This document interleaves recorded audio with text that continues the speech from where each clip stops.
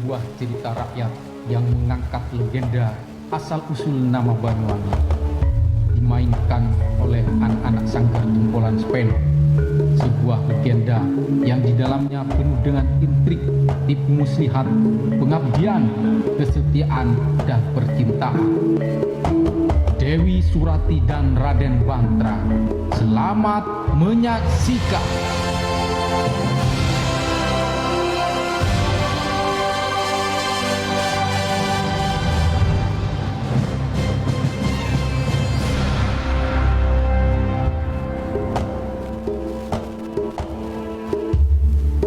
Peperangan besar antara Kerajaan Klungkung dan Kerajaan Blambangan telah memporak-porandakan Kerajaan Klungkung. Bila angkara murka telah bertahta di kepala anak manusia, tumpahan darah dan air mata adalah hal yang lumrah. Haus kekuasaan dan kenikmatan duniawi masih menjadi sebab-musababnya. Bila terjadi peperangan, dapat dipastikan korban yang paling menderita adalah rakyat jelata, sedangkan pemenang dan penikmatnya adalah para penguasa. Begitulah ilustrasi hidup di dunia.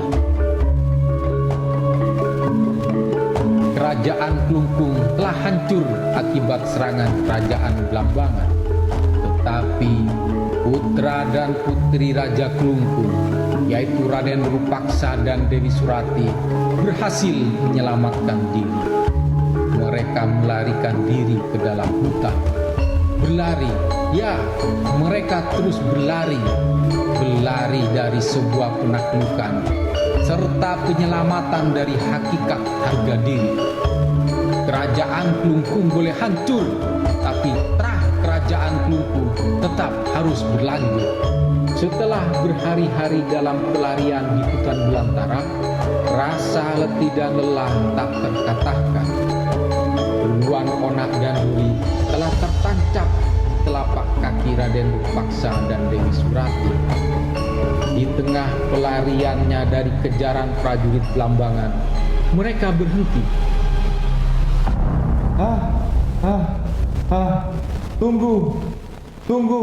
Tunggu Dinda. Ada apa Kang Mas Rupaksa? Berhenti dulu Dinda. Prajurit musuh terus mengejar kita.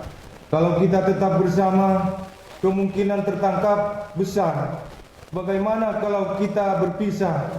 Kita tempuh jalan yang berbeda Dinda. Kau ke arah timur dan aku ke barat. Mengapa begitu Kang Mas? Agar kita bisa mengecoh pasukan Blambangan. Dengan begitu, perhatian mereka jadi terpecah, Surati. Tapi aku takut Kang Mas. Buang jauh-jauh rasa takut. Pilihan kita hanya hidup atau mati. Tidak Kang Mas. Apa Kang Mas sengaja mau meninggalkan aku? Karena tidak mampu berlari sekencang Kang Mas. Mengapa setega itu kau Rupaksa? Sudahlah, jangan banyak membantah kau Surati. Kau pergi ke arah sana. Ayo cepat Surati, pergilah. Jangan tinggalkan aku Kang Mas Rupaksa. Jangan. Aduh, mangga ongku tika atina aki bula Kang Mas Rupaksa. Mangga ongku bula nik dini etina aki. Pala ke ate bula. Belah ate bula. Hancur ate bula Kang Mas Raden Rupaksa. Raden Rupaksa mendorong tubuh Dewi Surati hingga terjatuh. Rupaksa tak menghiraukan jeritan adiknya. Dia terus berlari dan berlari. Begitulah hidup. Terkadang harus dihadapkan pada jalan persimpangan yang membuat manusia mengalami getirnya perpisahan. Teganya Rupaksa meninggalkan adiknya Dewi Surati dari kejaran prajurit Blambangan di tengah hutan belantara.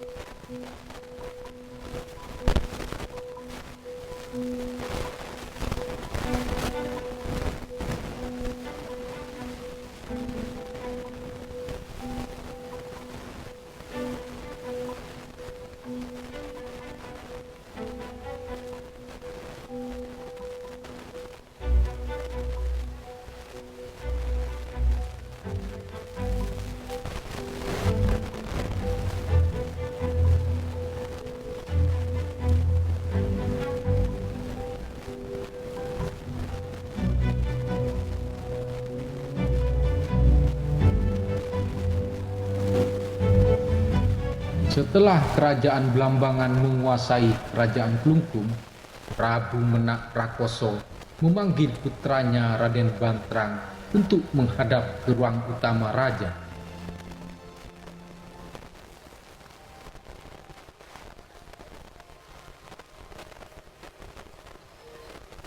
Ananda siap menerima kita, Ayahanda. Aku ingin membicarakan sesuatu, Bantrang. Begini, cepat atau lambat, kau akan menggantikanku menjadi Raja Blambangan. Kelak bila itu terjadi, jalankan roda pemerintahan kerajaan dengan adil dan bijaksana. Kau akan mengemban kekuasaan, bukan menunggangi kekuasaan. Pikirkan wejanganku ini. Aku akan selalu memantaumu dari jauh. Dan jika kau semena-mena pada rakyat, aku tidak akan segan-segan mencopot mahkota pangeran dari kepalamu. Meskipun kerajaan ini menganut absolut monarki, tapi akan selalu menjunjung tinggi nilai demokrasi. Dengarkan, tampung, serap semua suara atau aspirasi rakyatmu. Bukan malah memenjarakannya. Tegakkan keadilan, hukum jangan hanya tajam ke bawah, tapi tumpul ke atas. Bila ada pejabat yang korup, hukum seberat-beratnya. Manfaatkan hasil alam dan tambang untuk kesejahteraan rakyat, bukan untuk memperkaya diri sendiri. Maka dari itu, kau harus membaur dengan rakyatmu agar tahu kondisi mereka. Jangan hanya sekedar pencitraan, tidak seperti kerajaan sebelah yang menganut sistem demokrasi, tapi praktiknya menjalankan kemonarkian dan kedinastian. Setelah lengser dari kekuasaan, menginginkan kekuasaan diwariskan pada anaknya, pada menantunya, pada kerabatnya. Semua itu tidak boleh terjadi di kerajaan ini, anakku. Baik, Ayahanda. Semua nasihat dan wejangan Ayahanda akan kupegang teguh dalam menjalankan kekuasaan nanti. Bersama Spenong kita bisa, bersama Spenong kita bangkit.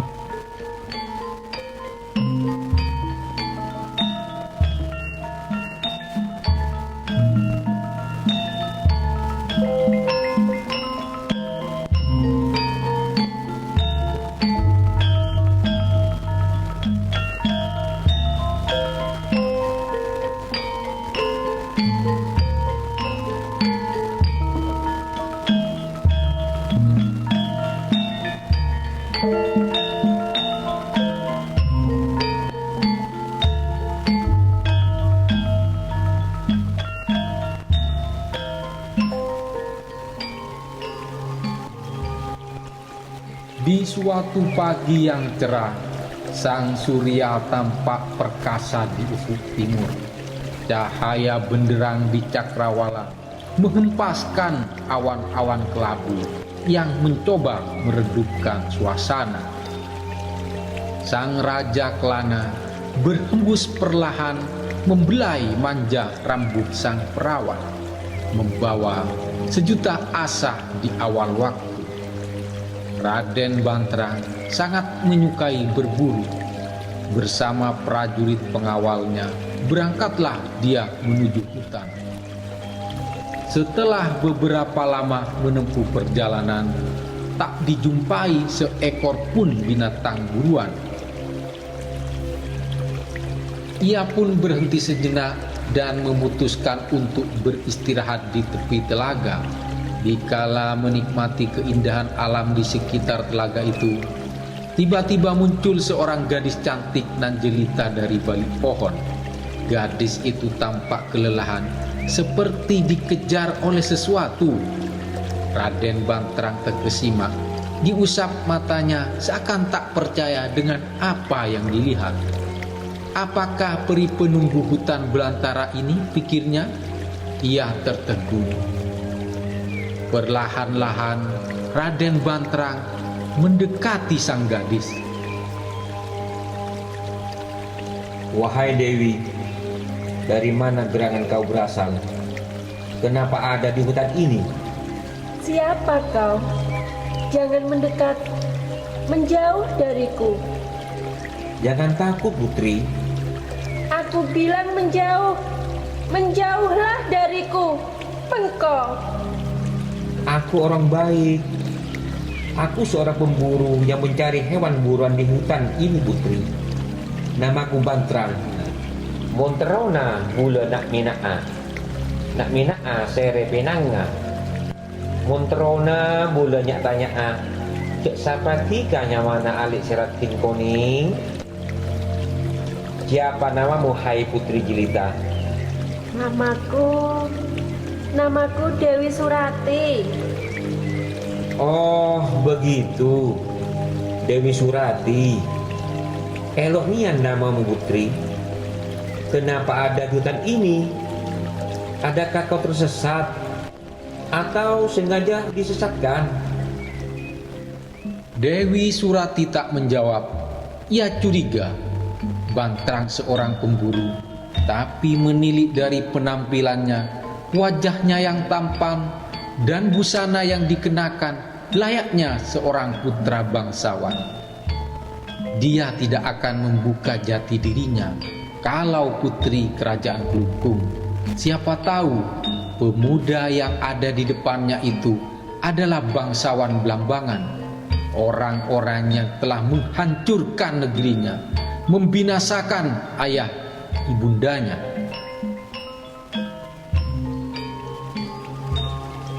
Hei, apa dan kenapa aku ada di hutan ini? Itu bukan urusanmu. Hohohoho, mek ngetis buat nak alik Dewi Surati. Iya, memang bukan urusanku. Tapi jika kau sendirian di hutan, aku tidak akan membiarkanmu, Putri. Bahaya mengintaimu dari segala penjuru, dari intayan binatang buas dan para penyamun. Selama kamu di hutan, aku akan melindungimu. Ya, aku akan melindungimu. Tertegun Dewi Surati mendengar kata-kata Raden Banterang. Pemuda yang baru dikenalnya, begitu besar tanggung jawabnya untuk melindunginya. Tapi mengapa kakak kandungnya, Raden Rupaksa, tega meninggalkannya dari kejaran prajurit Blambangan? Terenyuh hati Dewi Surati dengan ketulusan Raden Banterang. Mengapa engkau begitu baik dan peduli padaku, wahai pemuda? Sedangkan kau belum mengenalku. Adakah kau menyimpan niat tidak baik, Banterang? Bukannya apa Dewi Surati. Semua atas dasar kemanusiaan dan ketulusan. Oh, begitu. Bening sekali hatimu, Banterang. Dewi Surati, apa kau tidak kedinginan? Pakailah bajuku ini. Tidak. Terima kasih, Banterang. Mendengar tawaran Raden Banterang, Dewi Surati tersipu malu. Meskipun tubuhnya merasakan rasa dingin yang begitu menusuk tulang, tapi rasa malu memaksa Dewi Surati menolak tawaran Raden Banterang. Jangan tanya bagaimana esok, ku tak ingin menerka perasaan ini yang ku tahu hari. Setelah beberapa hari berada di hutan, tumbuh rasa cinta di antara keduanya. Tutur sapa Dewi Surati yang lemah lembut, parasnya yang cantik jelita, menumbuhkan benih-benih cinta di hati Raden Banterang. Atribut kebangsawanan telah ditanggalkan. Yang bicara saat ini adalah hati anak manusia yang dilanda asmara. Tidak ada batasan kasta, apalagi harta. Begitu juga di hati Dewi Surati. Beberapa waktu terlewatkan bersama Raden Banterang. Ia merasa aman dan nyaman dengan perlakuan Raden Banterang. Wajah pemuda itu seakan tak mau hilang dari pelupuk matanya. Bisikan-bisikan cinta bergejolak laksana ketupan lahar kawah cinta dalam hati Dewi Surati. Ya, cinta. Baru pertama Dewi Surati merasakan jatuh cinta. Sebuah rasa yang membuat perasaan syahdu membiru. Dewi Surati, putri kerajaan Klungkung.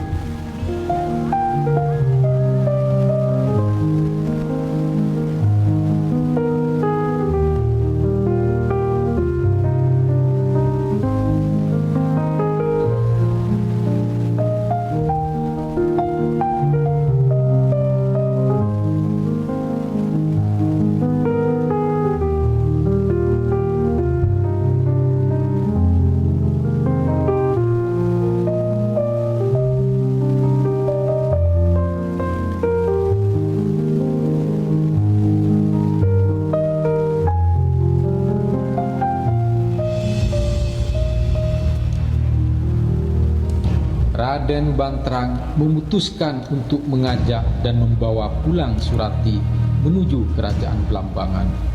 Di dalam hatinya sudah bertekad bulat ingin mempersunting Dewi Surati.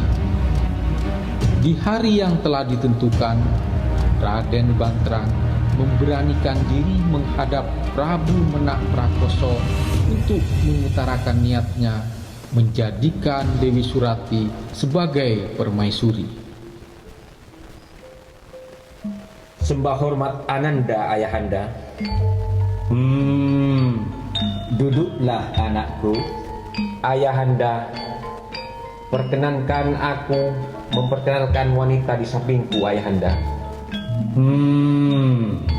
Siapa dia gerangan anakku?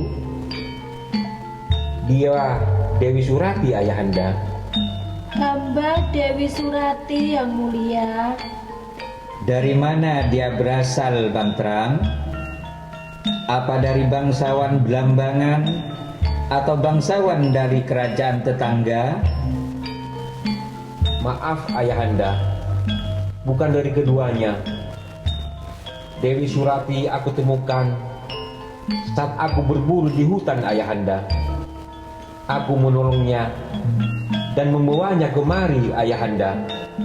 Oh, begitu rupanya. Terus apa tujuanmu membawa ke istana anakku? Begini, Ayahanda. Dengan restu Ayahanda, aku akan mempersuntingnya. Aku ingin menjadikannya pendamping hidupku. Bagaimana mungkin perempuan yang kau temukan di hutan dan tidak kau tahu asalnya mau kau jadikan istri, mau kau jadikan calon permaisuri kerajaan Blambangan? Ayahanda,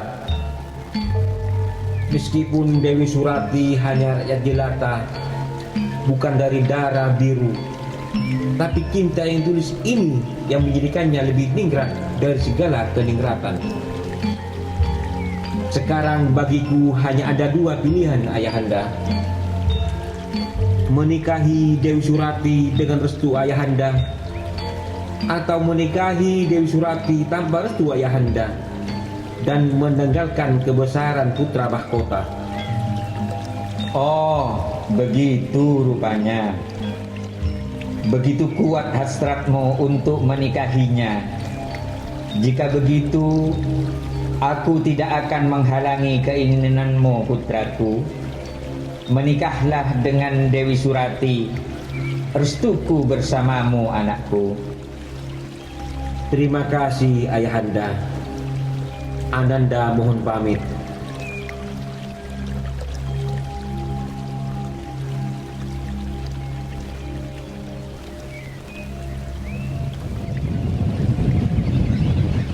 Tak lama kemudian diadakanlah pesta perkawinan Raden Banterang dan Dewi Surati.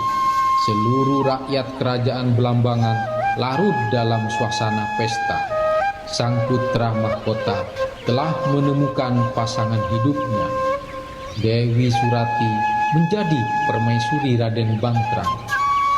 Dewi Surati yang berpenampilan sederhana dan lemah lembut begitu dicintai oleh rakyat kerajaan Belambangan.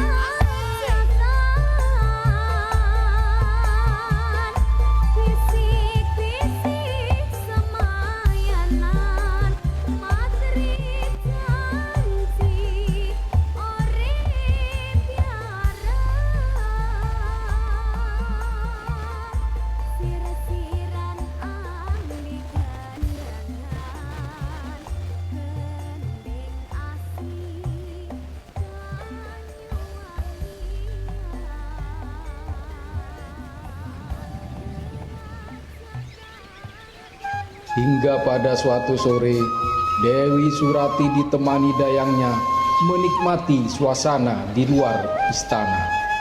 Tiba-tiba dari kejauhan tampak seorang laki-laki memanggil dan menghampirinya. Hai adikku, Dewi Surati. Surati, tunggu. Siapa engkau? Kau tidak mengenalku.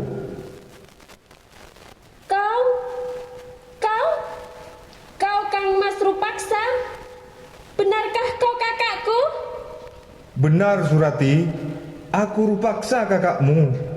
Oh, bahagia sekali aku. Syukurlah sekian lama kita terpisah. Engkau selamat, Kang Mas. Iya, aku selamat. Setelah sekian lama bersembunyi dalam pelarian, kau selamat juga. Bagaimana ceritanya kau bisa selamat? Siapa yang menolongmu? Ceritanya panjang, Kang Mas. Tahukah bagaimana penderitaanku saat kau tinggalkan? Bagaimana aku selamat keluar dari hutan belantara? Teganya engkau, Rupaksa. Diam Surati. Aku sudah tahu semuanya. Siapa yang menolongmu? Siapa yang menikahimu? Sekarang kau telah menjadi seorang permaisuri Raden Bantrang. Kau telah hidup bahagia. Tapi apakah kau tahu siapa jati diri suamimu itu? Iya, aku tahu siapa suamiku. Suamiku adalah anak dari Prabu Minak Parakoso, Raja Blambangan. Oh. Rupanya kau telah tahu. Semudah itu kau menjawab. Padahal Raja Blambangan yang telah menghancurkan kerajaan Klungkung dan membunuh ayahanda dan ibunda kita. Tapi mengapa kau menjadi permaisurinya dan memadamkan api dendam kita, Surati? Rupaksa, karena pertolongan Raden Bantranglah aku selamat. Aku berhutang budi padanya. Sedangkan kau, kakak kandungku, kau tega meninggalkanku, Rupaksa. Sudah sepantasnya aku membalas budi baiknya. Tidaklah berdosa jika aku menerimanya menjadi suamiku dan melupakan dendam kita. Aku ikhlas menerimanya. Mungkin ini adalah bagian takdir hidupku. Tidak, Surati. Begitu lemah kau sekarang. Kita harus membalas dendam atas apa yang mereka lakukan dahulu pada keluarga kita. Mereka telah menghancurkan kerajaan kita.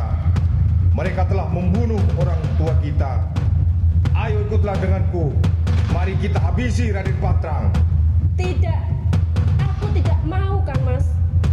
Aku tidak akan pernah sanggup menyakiti suamiku. Kau menyimpan api dendam. Api dendam akan membakar apa saja dan tidak akan menyelesaikan masalah. Tidak, aku tidak akan melakukannya. Baiklah Surati. Sekali lagi kita berada di persimpangan. Kau dengan prinsipmu dan aku dengan keyakinanku. Karena api cinta, kau padamkan api dendam. Sedangkan aku telah terpanggang hangus olehnya. Aku tetap akan membinasakan Prabu Minak Prakoso, Raden Bantrang, dan semua keluarga istana kerajaan Blambangan. Tak peduli itu suamimu.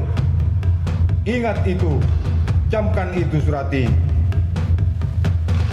Tapi pesanku yang terakhir adikku, bawalah ikat kepalaku ini. Ini pemberian ayahanda dulu. Bawalah ikat kepala ini sebagai kenangan. Bila kau rindu dengan ayahanda dan ibunda serta kerajaan Klungkung, agar tak lupa dari mana kau berasal Surati. Pandang dan ciumlah ikat kepala ini. Simpanlah di bawah tempat tidurmu.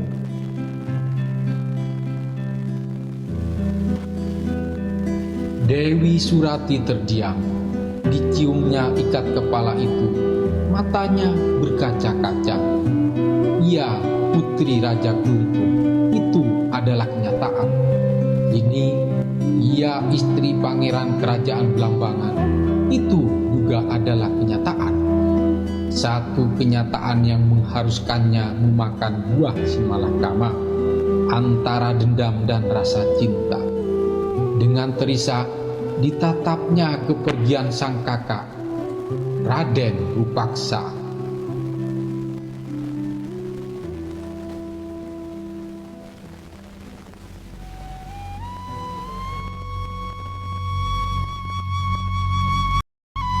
Setibanya di dalam kamar, Surati menatap ikat kepala itu.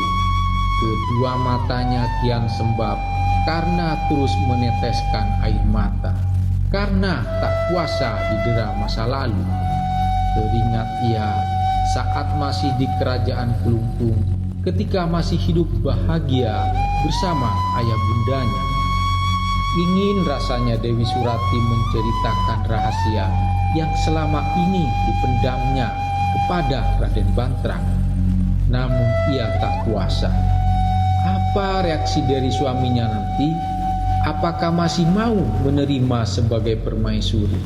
Ataukah akan murka dan menghukumnya setelah tahu kalau ia sebenarnya putri Raja Kelungkung?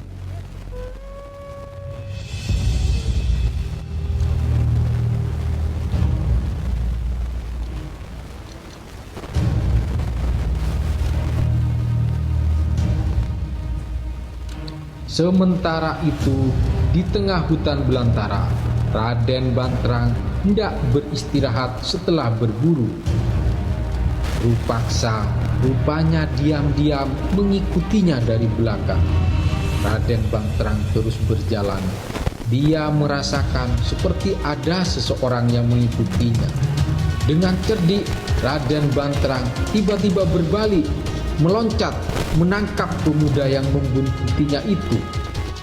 Rupaksa yang telah tertangkap basah, dengan licik ia mengaku sebagai pemburu yang mencari hewan buruan di hutan. Mengapa kau membuntutiku, anak muda? Apa maksudmu? Maaf Raden atas kelancangan hamba rakyat Blambangan. Bukankah Raden adalah Raden Bantrang? Kebetulan sekali hamba ingin memberitahu suatu rahasia tentang istri Raden. Suatu rahasia? Rahasia apa yang kau maksud? Benar Raden, hamba mengetahui sebuah rahasia besar. Rahasia yang mengenai permaisuri Dewi Surati, Raden. Hah? Rahasia istriku? Lancang sekali mulutmu. Benar Raden, hamba jujur sejujur-jujurnya. Hamba rakyat Blambangan dan merasa bertanggung jawab dengan keselamatan Raden. Raden dalam bahaya, dalam ancaman pengkhianatan dan pembunuhan. Kau jangan main-main, anak muda. Kau tahu kau berhadapan dengan siapa? Ampun Yang Mulia, hamba hanya takut dengan keselamatan Yang Mulia. Ketahuilah Raden, Dewi Surati istri Raden telah mengkhianati Raden. Dia telah berselingkuh dan berencana menghabisi Raden. Saya berani bersumpah, istri Raden beberapa kali bertemu dengan seorang pemuda Kelungkung. Saya melihat dengan mata kepala saya sendiri. Bagaimana bisa engkau menyimpulkan kalau itu adalah perselingkuhan? Percayalah pada hamba. Lancang benar mulutmu menfitnah istriku. Surati adalah wanita baik-baik. Tidak mungkin dia berbuat seperti itu di belakangku. Penggallah leher hamba. Asal Raden tahu, Dewi Surati sebenarnya putri Prabu Menak Prakoso, Raja Kerajaan Kelungkung. Dia menyimpan jati diri yang sebenarnya dan bersedia menjadi istri karena ingin membunuhmu. Menuntut balas atas kematian orang tuanya. Secara diam-diam, Dewi Surati selalu melakukan pertemuan dengan kekasihnya yang juga bangsawan Kelungkung. Mereka berdua juga merencanakan pembalasan dendam. Dan ketahuilah Yang Mulia, Kekasih Surati memberi ikat kepalanya sebagai penyambung rindu di saat Dewi Surati rindu padanya, dan menyuruhnya menyimpan di bawah bantal Dewi Surati. Bila Raden percaya padaku, carilah ikat kepala itu yang di dalamnya ada simbol kerajaan Kelungkung. Hamba sampaikan berita ini karena aku kasihan pada Raden. Hamba mendengar percakapan mereka. Dari percakapan itu tergambar jelas mereka saling mencintai. Kurang ajar. Baiklah. Untuk saat ini aku percaya kata-katamu. Jika tidak terbukti omonganmu, sampai ke lubang semut akan kucari kau. Pedang ini yang akan memisahkan nyawamu dari raga. Raden Banterang bergegas pergi meninggalkan Rupaksa. Darahnya mendidih, wajahnya merah padam, terbakar oleh hasutan Rupaksa. Ia meninggalkan hutan itu, kembali ke istana untuk mencari istrinya Dewi Surati. Wanita yang begitu dia cintai telah mengkhianati. Dari jauh, Rupaksa tersenyum puas menatap kepergian Raden Banterang.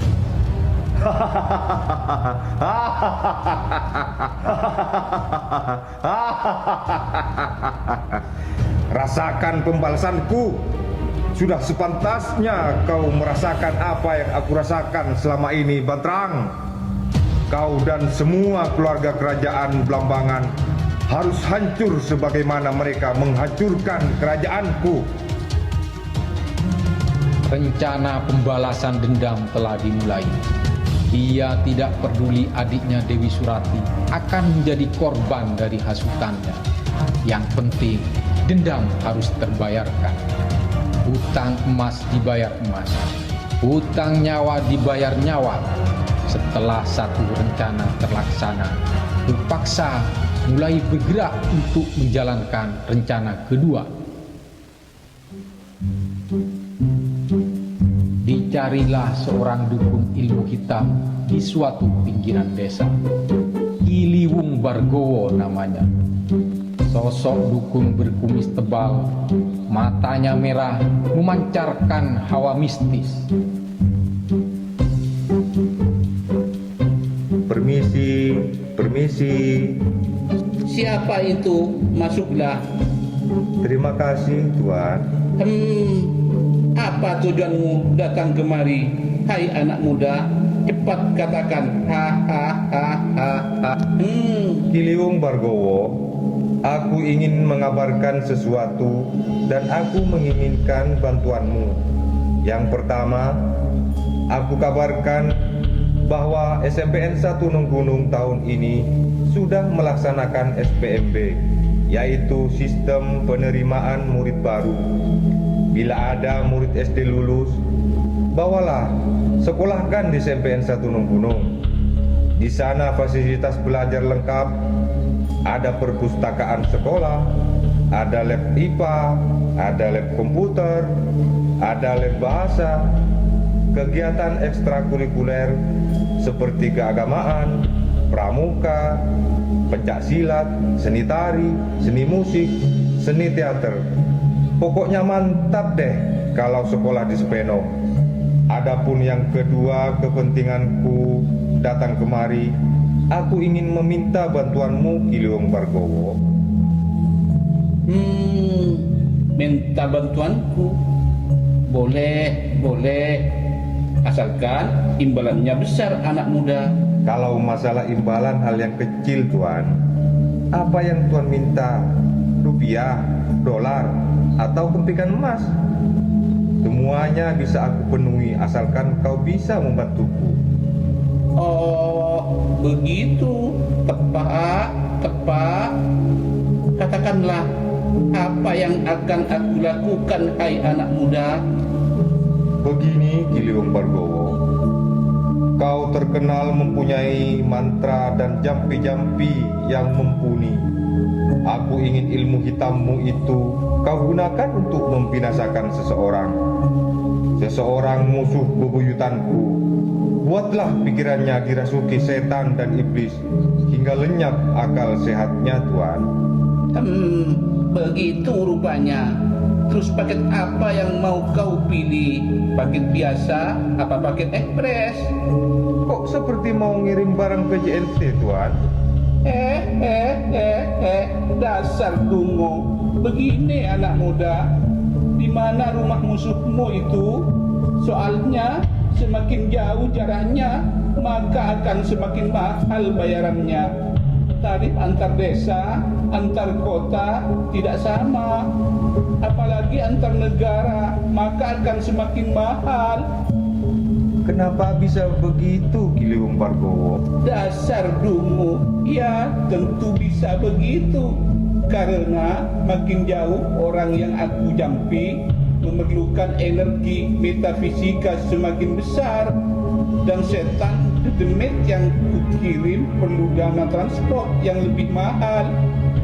Baik kalau begitu, semahal apapun biayanya akan kupenuhi, Tuan, asal kau bisa membantuku. Bagus. Sekarang katakan siapa orang itu, siapa namanya anak muda. Dengar baik-baik, Tuan. Nama orang itu Bantrang. Bantrang? Oke. Akan segera ku baca jampi-jampiku. Ya, ngakan sabda nyaman, ngakan kecil nyaman, ngakan sobek nyaman. Minumlah manis, minum coka kelo, minum buja acen, tendung di atas kasur lembut, tendung di atas lencak tuteng, kabera, katemor, kadeja, kalau jadi orang posang tani pese, toko nasepe, posang mancing tak oleh cukup, posang arkena capi mode, telur bungkol, tokol pas tokol, hambala, haura, jod. Tadi mantranya kok ngakan sabrang kenyang, ngakan gedeng nyaman, ngakan sobek kenyang. Apa tidak keliru, Tuan? Dasar dungo. Sekarang aku yang tanya, mengakan sabrang apa tak kenyang? Tepak apa kadero? Iya tepak. Mengakan sobek kenyang apa tak kenyang? Ki kenyang. Minum coka celo apa celo? Ki celok. Terus napana selopot ketika muntak partaje tanya aki ke Pak Marsulan. Engki partaja leras. Wah ha.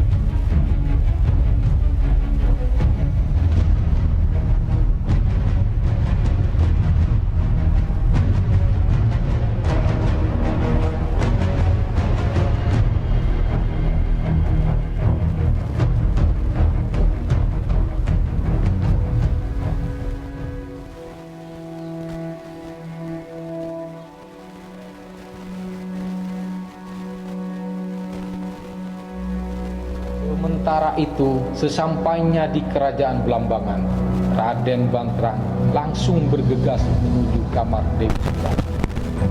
Dewi Surati menyambutnya dengan senyum mesra. Namun, Raden Bantrang tidak menghiraukannya.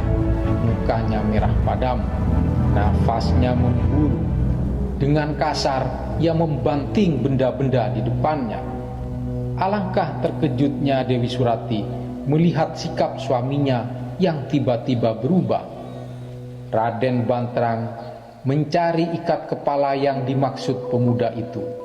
Ternyata ikat kepala itu benar-benar berada di bawah bantal Dewi Surati. Seketika itu amarah Raden Bantrang memuncak.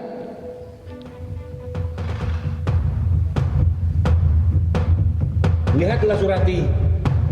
Ini apa Surati? Ini apa Surati? Rupanya apa yang dikatakan pemuda itu benar. Kau telah mengkhianatiku. Kau menudai cinta kita. Kau menjalin asmara dengan orang lain di belakangku, Surati.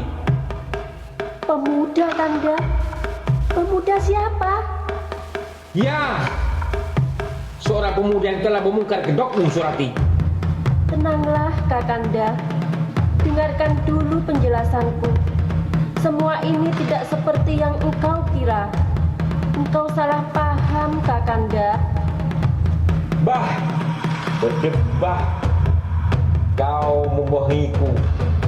Aku tahu. Bukankah kau sebenarnya Putri Gai Kelungkung? Putri Paduka Menak Prakoso. Ikat kepala yang kau simpan ini adalah ikat kepala kekasihmu. Kau menjalin asmara bercabang dua, Surati. Kau bermain kaki di bawah meja. Kau mengkhianati janji suci kita. Sungguh tega. Mangke ongku benar, Surati. Tidak, Kanda. Dan yang lebih menyakitkan, kau dan kasihmu berencana membunuhku, membalas dendam atas kematian orang tuamu, Surati. Tidak, Kanda. Itu fitnah. Tidak benar, Kanda. Kakanda, memang benar aku adalah Putri Raja Kelungkung. Dan aku tak sengaja pernah bertemu dengan seorang pemuda beberapa hari yang lalu. Pemuda itu adalah kakakku, Raden Rupaksa. Dan ikat kepala itu adalah pemberian dari kakakku Rupaksa. Tidak pernah terbesit pun di hati ini mengkhianati Kakanda. Tidak ada lelaki seperti yang kau tuduhkan, Kanda. Tidak ada.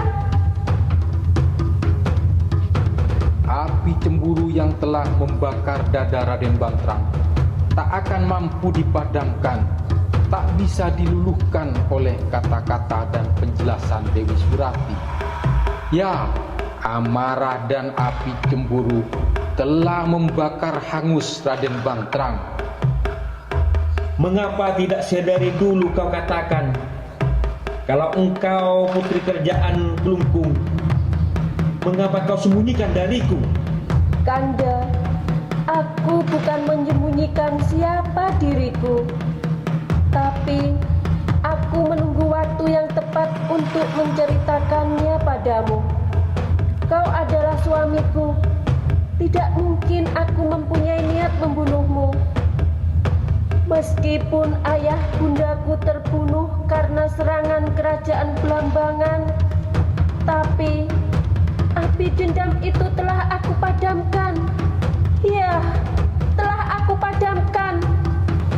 Aku padamkan dengan air cinta. Cintaku padamu, Kanda. Ada kata eka betul selok, sebeda ebeti jadi. Ada kasta nengi ada, sebeda kasta ebudi. Kasta ongku bula taris nada katika Dewi Surati. Sakit ate bula. Selok seser mak poteh tulang. Mama tanah mak palek obi. Bula niser sampai mak elang. Teko rugi mau temu Budi. Mau temu Budi, Kang Mas. Duh kakak, Alekna tak pernah akatengka. Tak pernah laki bula seganteng. Bah, sungguh pandai kau bersilat lidah, memutar kata-kata. Lupakah kau ketika aku temukan di hutan? Saat itu kau bukan apa-apa. Saat itu kau hanyalah perempuan lusuh yang tersesat di hutan. Ku bawa kau ke istana. Ku hiasi tubuhmu dengan kain sutra dan emas permata. Ku sirami tubuhmu dengan kasih sayang dan ketulusan. Ku jadikan kau sandaran hidupku. Tak kusangka kau segede itu, Surati. Tidak, tidak Kanda, semua itu tidak benar. Mendengar penuturan Dewi Surati, kemarahan Raden Banterang semakin menjadi-jadi. Dia telah termakan api cemburu. Raden Banterang memaksa Dewi Surati dan membawanya menuju telaga tempat awal mereka berjumpa. Tidak ada sedikit pun rasa takut tergambar di wajah Dewi Surati. Yang ada hanya ketabahan jiwa. Sesampainya di telaga, Raden Banterang masih diam 1000 bahasa.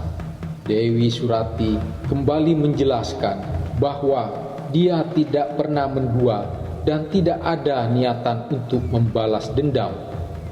Meskipun sudah dijelaskan, Raden Banterang tidak menghiraukannya. Perlahan, Raden Banterang mencabut pedang yang terselip di pinggangnya. Seketika itu, Dewi Surati mulai tersadar mengapa dirinya dibawa ke telaga itu.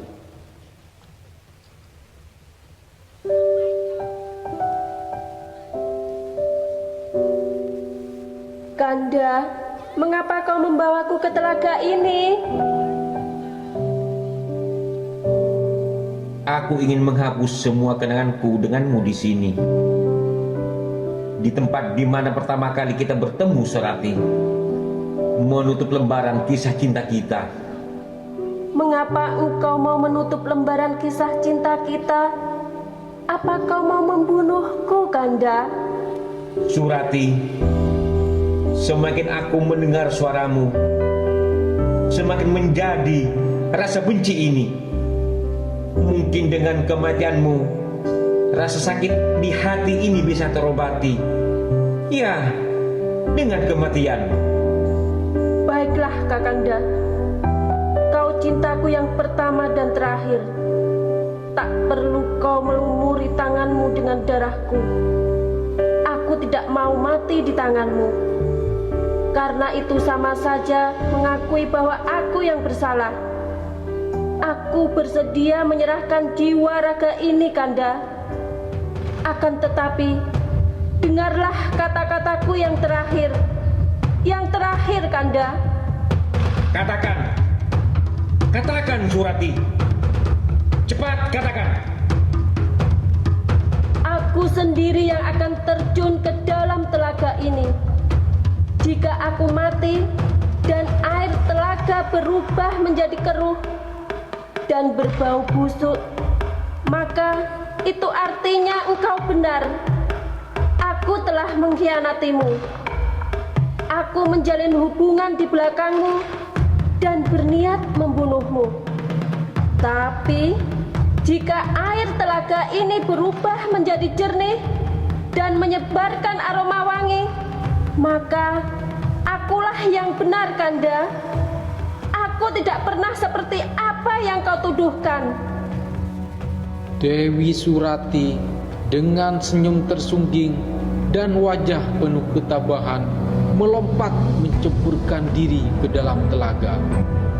Selamat tinggal, suamiku. Selamat tinggal, Kanda Raden Banterang.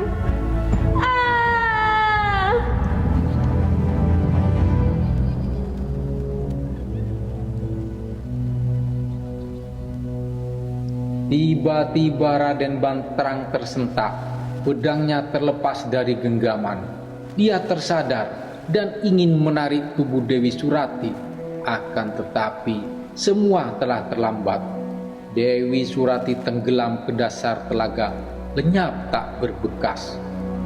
Raden Banterang terduduk lemas, sementara air telaga semakin jernih dan menebarkan aroma wangi ke seluruh penjuru tempat itu. Seperti pesan Dewi Surati sebelum terjun ke telaga. Raden Banterang mulai tersadar dan menyesal. Ia sangat menyesal. Semua yang dituduhkan pada istrinya adalah salah. Air telaga makin jernih dan tercium aroma wangi, pertanda Dewi Surati tidak pernah mengkhianatinya. Raden Banterang tetap di tepi telaga itu dan terus bergumam. Dewi Surati istriku, Surati, Surati, Surati, Surati, Banyuwangi, Banyuni wangi, Banyuwangi, Banyuni wangi, Banyuwangi, Banyuni wangi, Banyuwangi, Banyuni wangi. Hingga para prajurit Blambangan yang telah mencarinya berhari-hari menemukannya di telaga itu. Akan tetapi Raden Banterang tidak mengenal apapun dan tidak ingat apapun kecuali kata Banyuwangi, Banyunewangi, Banyuwangi, Banyunewangi. Semoga kita bisa memetik hikmah dari cerita ini. Dalam kehidupan berumah tangga dibutuhkan saling keterbukaan dan saling percaya. Janganlah mudah berprasangka buruk pada orang lain, apalagi dengan keluarga kita sendiri. Janganlah percaya pada sesuatu apabila belum jelas kebenarannya, belum ada bukti yang nyata, karena dalam hidup terkadang dihadapkan pada badai fitnah, hasut, iri dan kedengkian. Amarah dan dendam bukan jalan yang baik untuk mengakhiri masalah, karena penyesalan selalu ada di belakang. Salam Spenong bangkit.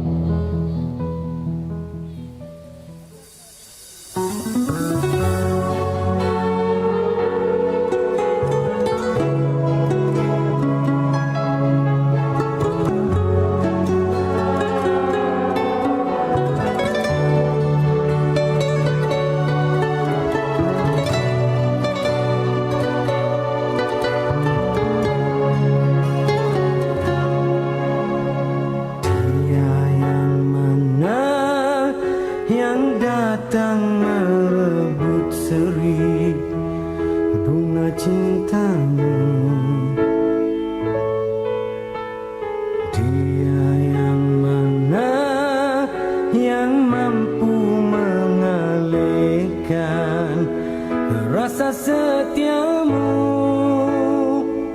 tidak ku